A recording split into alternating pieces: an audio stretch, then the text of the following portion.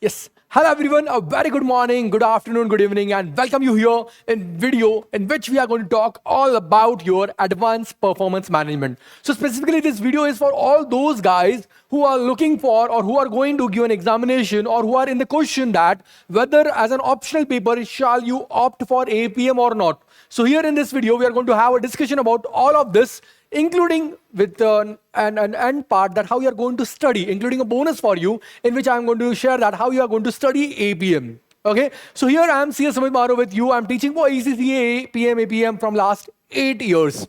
So today, as we are here, we will be discussing all this basic things about APM so that आपकी APM की सारी query आपकी एक बार खत्म हो जाए.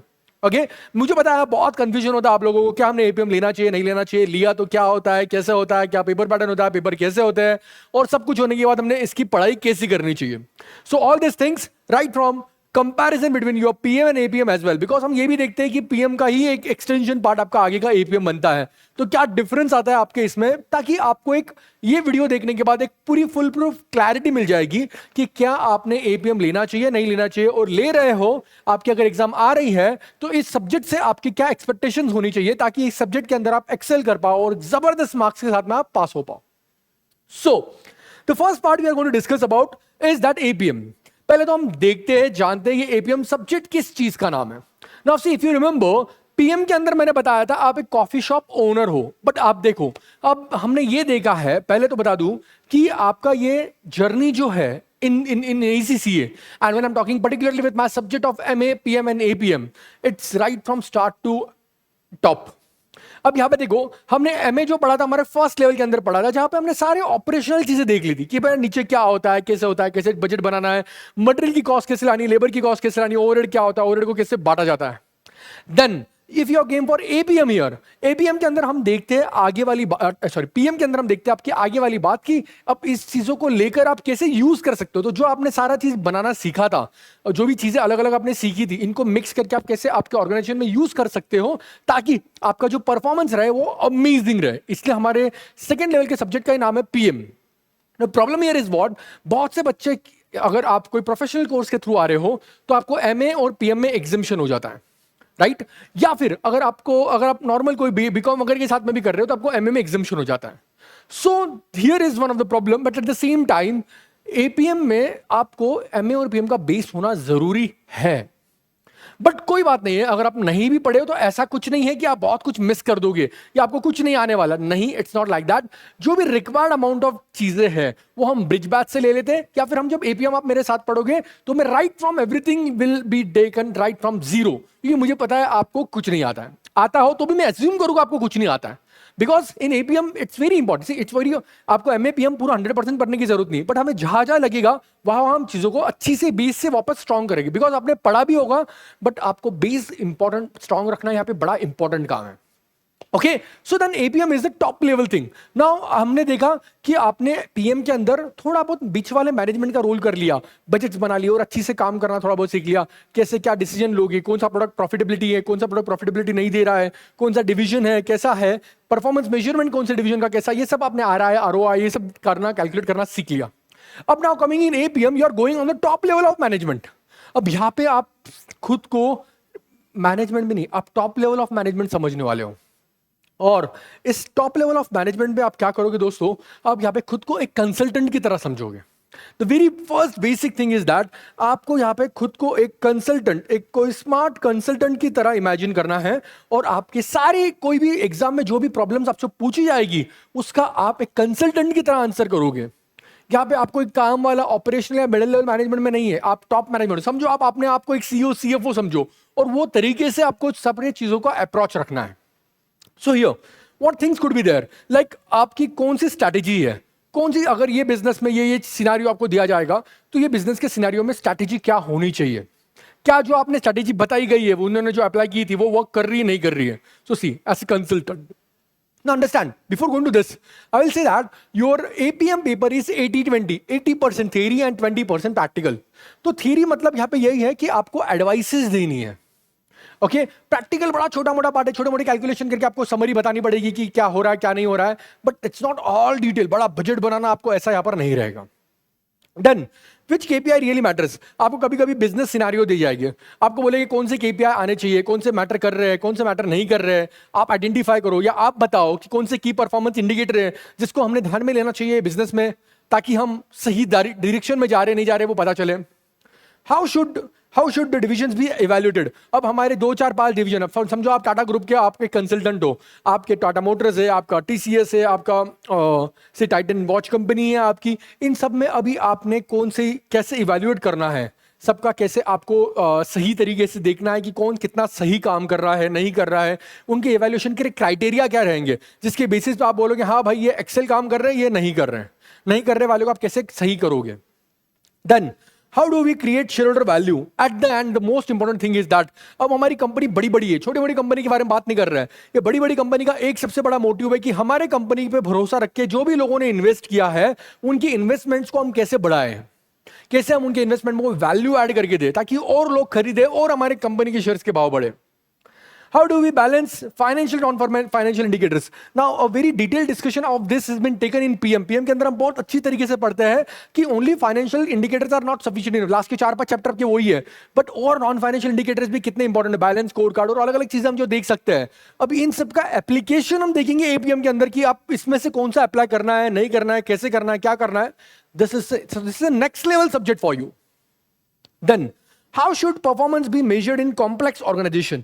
अगर कोई ऑर्गेनाइजेशन बहुत ही कॉम्प्लेक्स है, मतलब बहुत अब जैसे बहुत से क्या बोलते हैं होल्डिंग सब्सिडरी बहुत सारी कंपनी है, उनका एक दूसरे में देना लेना है, ट्रांसफर प्राइसिंग बहुत सारा इन्वॉल्व है, तो ऐसे सिनारियो के अंदर हम किस तरीके से हमारे एफर्ट्स डाल के बेस्ट टू बेस्ट आउटपुट ला सकते हैं, या कैसे आपकी रिपोर्टिंग पर्पस होनी चाहिए, रिपोर्टिंग चीजें होनी चाहिए, ये सारी चीजें डिस्कस करते हैं हम आपके एपीए के अंदर। So, APM is the strategy application of performance management to improve organization performance. So, आपने जो भी PM के अंदर सीखा है, नहीं भी सीखा, इन मेरे क्लास के केस में हम ये सबको अप्लाई करना सीखते हैं हमारे APM सब्जेक्ट के अंदर। One liner definition: APM is a strategic application of PM techniques to improve organization performance and support business। तो PM के अंदर हम ये देख लेते हैं कि परफॉर्मेंस कैसे मैनेज करेंगे, कंट्रोल करेंगे, या कैसे हम इवैल्यूएट करेंगे। अब एक लेवल आगे आके परफॉर्मेंस को कैसे हम जबरदस्त तरीके से अप्लाई करेंगे, चेंजेस लाएंगे, स्ट्रैटेजीज में चेंजेस लाएंगे, ये सारी चीजें हम देखते हैं APM। So now APM is going to be very useful for you, for all those guys who look for the top positions in any business, because this is going to give you a complete business acumen कि किस तरीके से आप चीजों को apply करोगे इतने uncertain scenario के अंदर।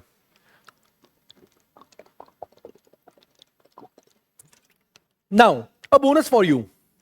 अब अगर आपने एसबीएल दे रखा है, या एसबीएल तो देना ही है, that's a compulsory paper, so it will help you a lot in APM. Okay, अगर एसबीएल देना बाकी है तो एपीएम एसबीएल में हेल्प कर देगा, एसबीएल दे दिया है तो एसबीएल आपके एपीएम में बहुत हेल्प कर देगा। Definitely it will help you a lot, because बहुत सी चीजें एसबीएल और एपीएम की सेम है, बट हमारा अंडरस्टैंडिंग, हमारा देखने का नजरिया थोड़ा सा अलग है, जो इन डिटेल हम देखते हैं हर एक केसेस के अंदर। Then why is APM important? Obviously you learn strategic decision making, उसके बाद योर बोर्ड लेवल रिपोर्टिंग, कि बोर्ड लेवल के ऊपर कैसी क्या चीजें रिपोर्ट होती है, कैसे रिपोर्ट होती है, उसको आप कैसे इवैल्यूएट करते हो, कैसे चेक करते हो। बिजनेस परफॉर्मेंस इंप्रूवमेंट, कैसे आपका बिजनेस को आप इंप्रूव कर सकते हो, क्या स्ट्रेटेजीज ला सकते हो। रियल वर्ल्ड कंसल्टिंग स्किल्स, जो रियल जैसे आप कोई रियल वर्ल्ड के इस बिजनेस एरिया में कैसे आप कंसल्ट करोगे, वो स्किल्स आप में धीरे धीरे डेवलप होगी जब आप बहुत सारी क्वेश्चंस की प्रैक्टिस करोगे। And you'll always get a senior management's perspective for all the things. Now your APM teaches you to think like a business advisor, not just an accountant. So it's a step beyond an accountant. Okay, ताकि आप कोई professional level पे professional तरीके से यहाँ पे आप चीजों को सीखो। Now the next question which maximum people ask me is that, sir, what things are different in APM than PM? Okay, एक तो मैंने बोल दिया, अगर आप SBL करने वाले हो या करोगे ही या कर दिया है तो आपको APM में बड़ी अच्छी खासी हेल्प होने वाली है। Let's see, PM के अंदर फोकस करो तो इट्स शॉर्ट टर्म, मैं बहुत डिटेल में नहीं जा रहा हूं, but here it's all long term. PM में रहता है कि अभी क्या कर सकते हैं, अभी कैसे परफॉर्मेंस बढ़ा सकते हैं, बट यहां पे सारी लॉन्ग टर्म चीजें रहेगी।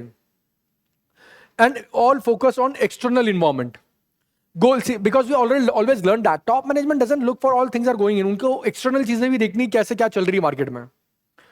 यहाँ पे गोल है आपका मिनिमाइजेशन एंड इफिशिएंसी, यहाँ पे गोल है आपका value creation and corporate mission, कि आप वैल्यू क्रिएट करके दो आपके शेयरहोल्डर को, और हमारी कंपनी जिस एम से बनी है वो एम को आप सक्सेसफुली अचीव करो। की tools, variance analysis, CVP, basic budgeting, ये सारा हम चैप्टर यहाँ पे देखते हैं। यहाँ पे आपका ईवीए, इकोनॉमिक वैल्यू एडेड, क्या वैल्यू ऐड कर रहे हो, बैलेंस स्कोर कार्ड है, कॉर्पोरेट रिस्ट्रक्चरिंग है। तो आप देखो ऊपर ऊपर वाले सब बड़े बड़े वाले chapters. Primary question, are we doing this things right? Generally आपको पूछा जाएगा क्या ये सही हो रहा है, क्या नहीं हो रहा है, या मैनेजर जो बोल रहा है क्या वो सही है नहीं है। But here, are we doing the right things? And here the thing is what, see हमारा ऑपरेशनल लेवल का काम ये नहीं है कि ये सोचे कि भैया हमने नई ब्रांच दुबई में चालू करनी क्या नहीं करनी है। उनका काम ये है दुबई में ब्रांच चालू करनी है, जाएंगे और ब्रांच चालू करना, काम चालू कर देंगे। बट ये लोग ये सोचेंगे कि क्या हमने ब्रांच ओपन करनी है दुबई में या नहीं करनी है। So see the difference is very key difference. यहाँ पे ये सिर्फ देख रहे हैं कि भैया हमें जो बोला गया था हम वो सही कर रहे हैं नहीं कर रहे हैं। यहाँ पे ये बोला जो हम कर रहे हैं वो सही है या नहीं है। Okay, so your whole subject is going to have it that particular way of thinking in terms of all the application-based scenarios in examination as well. Now here, paper pattern अगर बात करूँ, you have 3 hours 15 minutes for this paper, divided into basically 2 sections. मैंने 3 लिखे, 2 section है। पहला section आपका 50 marks का single MCQ question, all theory. Generally maximum time theory होता है ये, and it is something realistic to business scenario. को एक पर्टिकुलर बिजनेस सिनेरियो देंगे आपको, ऑयल इंडस्ट्री, वॉच इंडस्ट्री, ऐसे कोई इंडस्ट्री देंगे और वो इंडस्ट्री के हिसाब से आपको सारे क्वेश्चन पूछे जाएंगे यहाँ पर।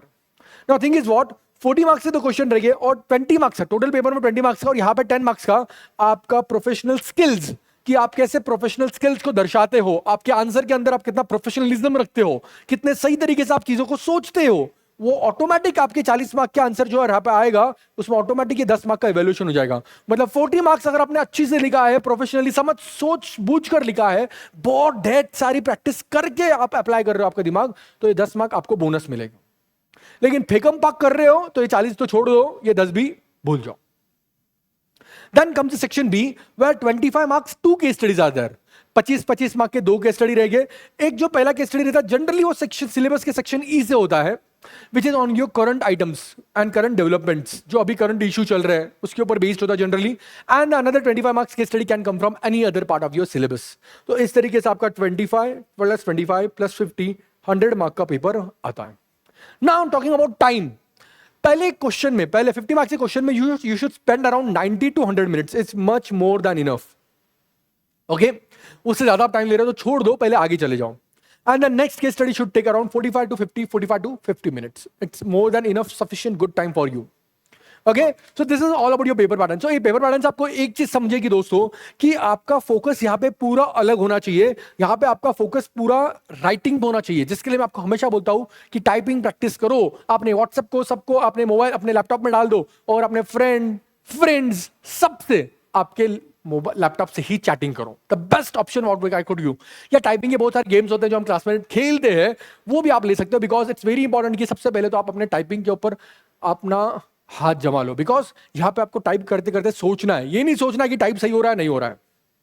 Second thing is that you need to do lots and lots of practice. Concept तो डेफिनेटली मैटर करने वाले हैं, बट कंसेप्ट के ऊपर प्रैक्टिस ये होनी चाहिए कि किस तरीके से आप वो कंसेप्ट को अच्छी तरीके से डिस्प्ले कर पाओ। सी बहुत से बच्चे होशियार होते हैं, उनको समझता दुनिया भर का है, लेकिन वो लिख नहीं पाते हैं क्योंकि कंप्यूटर में टाइपिंग होता है।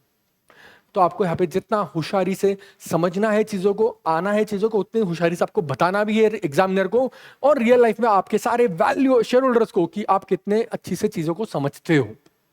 So that's the thing. Talking about syllabus, I have distributed syllabus in 4 to 5 types, 4 to 5 areas. पहला एरिया जो आपके strategic planning and business involvement का है, यहाँ पे हम समझेंगे कि आपका ऑर्गेनाइजेशन किस तरीके से, where the organization wants to go, मतलब आपका मिशन क्या है। सो यहाँ पे पीएम देखेंगे जो हमने ऑलरेडी पढ़ा हुआ है, strategic performance, managing risk and involvement, social governance. तो यहाँ पे हम इन चीजों के बारे में से ये समझेंगे कि आपके ऑर्गेनाइजेशन में क्या प्लानिंग क्या है और आपके ऑर्गेनाइजेशन के आजू बाजू का इन्वॉल्वमेंट क्या है। तो कुछ चैप्टर्स आपके पूरे इसी चीज के ऊपर डिपेंडेंट है। Focus is strategy, objective and stakeholder and long-term driven growth. Then the next area of syllabus comes to your performance system and information. थोड़ा पे information system में हम जाने वाले जो ऑलरेडी हमने एमए और पीए में पढ़ा हुआ है।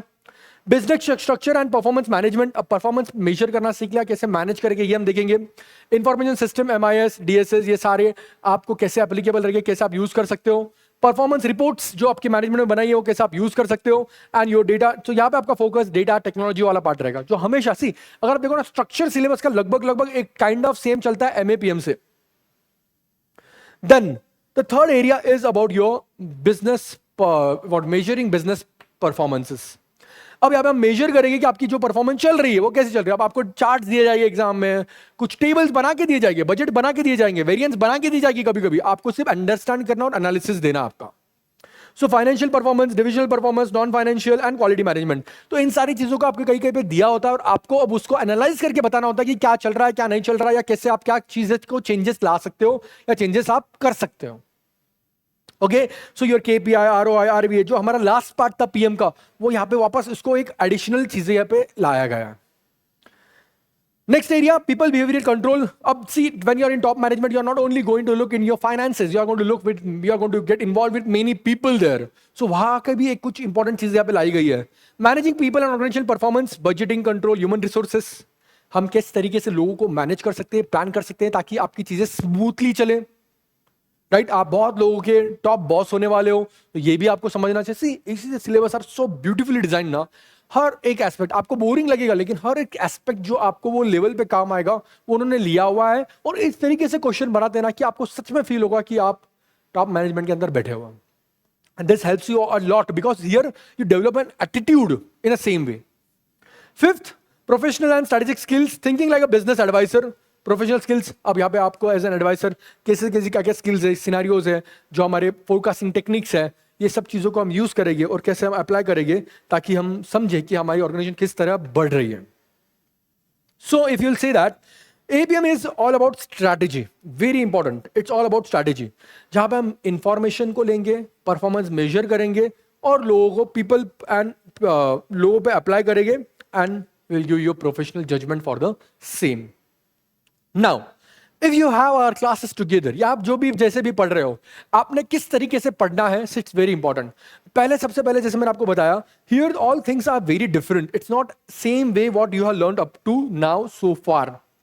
Okay, understanding the strategic concept, यहां पे आपको पहले तो कंसेप्ट समझना हमेशा की तरह कि किस बारे में बात कर रहे हैं, कैसे बात कर रहे हैं और उनका क्या बताने का इंटेंशन है। And then applying this in different business scenarios. अब जो आपने बैलेंस स्कोर कार्ड पढ़ा कि not only financial performance indicator are not enough, तो कैसे हम हमारे टीचिंग बिजनेस में उसको अप्लाई करेंगे और कैसे हम हर तरीके की परफॉर्मेंस देखेंगे कि भैया हमें सिर्फ ये नहीं देखना कि हमारा बच्चे कितने आ रहे हैं, हमें ये भी देखना कि हम कैसे हमारे नोट्स को इंप्रूव कर रहे हैं, इंटरनल बिजनेस कैसे हम एडमिशन को स्मूथ कर रहे हैं, कैसे हम बच्चों की क्वेरीज को आंसर कर रहे हैं। Learn examiner expectation and then very important, हम हर कंसेप्ट पढ़ने के बाद, वो कंसेप्ट की कुछ छोटी मोटी प्रैक्टिस करने के बाद एग्जाम के क्वेश्चन लेते हैं ताकि हमें ये समझे कि हमें एग्जाम में कैसा आउटपुट देना है। बिकॉज एग्जाम में आपको पता है एग्जामिनर रिपोर्ट भी आती है, तो हर कंसेप्ट में जो भी एग्जाम के क्वेश्चन आए होंगे, कैसे एग्जामिनर ने आपको बताया कि see this is a learning, ये फेकम, please do not take APM as फेकम फाक सब्जेक्ट। ओके, ये लर्न करना पड़ेगा आपको। ये सबसे प्रॉब्लम यही है ना, हमें बचपन से ये सिखाया गया है कि हाँ डेफिनेशन है तो इसको रट्टा मार लो, दैट्स वेरी सिंपल। बट यहाँ पे ये लर्न नहीं करना है यहाँ पे, और हमें क्या याद है, डेफिनेशन तो रट्टा मार लो, बाकी सब फेंक दो। बट यहाँ पे हमें ये क्या लिखना है ये लर्न करना है, कैसे लिखना है ये लर्न करना है। So it's kind of difficult for us because we are not made in the same way right from our childhood.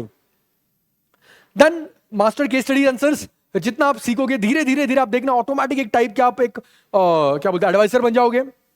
Develop professional judgment and then you learn the things how to professionally evaluate them, and then think like real a business advisor and you'll apply and write down your paper as well. So this is a beautiful subject giving you beautiful acumen, and it really helps you, fake fact, it really helps you to develop an acumen just like an advisor of any business. Okay, so that's all for you guys. If you have any question you can reach out to me on Instagram, Telegram, Facebook, WhatsApp. I'm all WhatsApp का मैंने number आपको देता हूँ 7293292291. You can always reach out to me, not only for classes. अगर आपको कोई भी query है, I'm always open for you.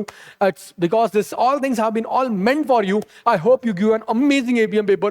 SBL देने वाले हो तो आपको APM में काफी help होने वाली है. I'm saying you can start studying.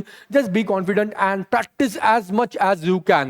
And if you have any problem, you can always reach to me. Thank you so much. Tata. Bye bye.